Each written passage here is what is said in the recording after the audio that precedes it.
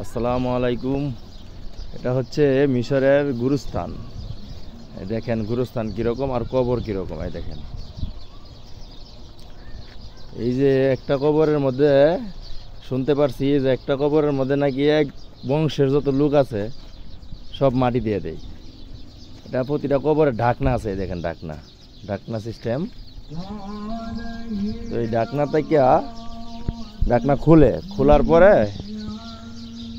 খোলার পরে আস্তে করে ওইটার ভিতরে ঢুকাইয়া দেয় আবার প্লাস্টার করে ঢাকনা মাইরা দেয়। হ্যাঁ, এই যে দেখেন, এই যে মনে করেন এটা একটা গেট, কবর ঢুকানোর গেট। এটা এই কবর লাশ ঢুকানোর গেট।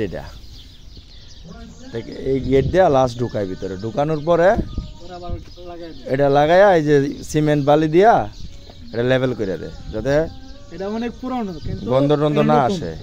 হ্যাঁ, এটা না ওয়ালটা অনেক পুরনো আর গেটটা নতুন। মানে জাগার অপচয় করে না এরা। আর আমরা তো মনে করেন এক কবর দিই, আরেক কবর দিই, আরেক কবর দিই, এরকম। ঠিক আছে, এই দেখেন গুরুস্থান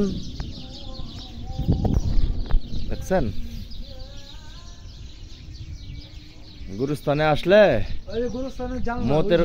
মরণের কথা স্মরণ হয়। স্মরণ তো এমনিও হয়, এই জায়গায় তো সবার একদিন আসতে হবে। তবে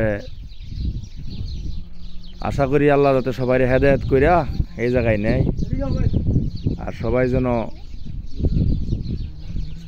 আল্লাহর কাছে যাওয়ার আগে ভালো কাজ করে যাইতে পারে কবরে যাওয়ার আগে। এই যে গুরুস্থান দেখেন, প্রতিটা কবরের একটা করে গেট আছে।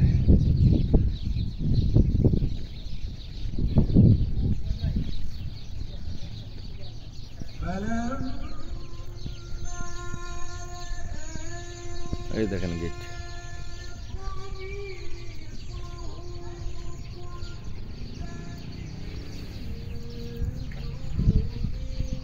আল্লাহু আল্লাহ।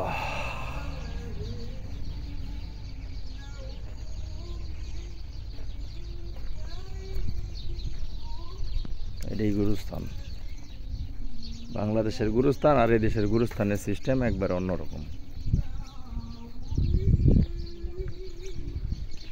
এক ক্লাসের উপরে আরেক ক্লাস দিয়ে দেয়, যদি একটা মরছে আরেকটা ঢুকাই দিব, সমস্যা নেই।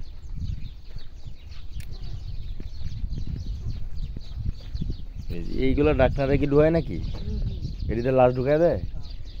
এই যে এটা ডাকনা গুছায়া লাশ ঢুকাই দেয়, ঢুকায় পরে লেভেল করে দেয়।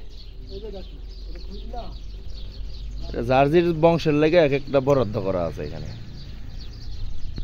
এই দেখেন গুরুস্থান, কবর অনেক বড় গুরুস্থান, অনেক বড়, অনেক অনেক অনেক।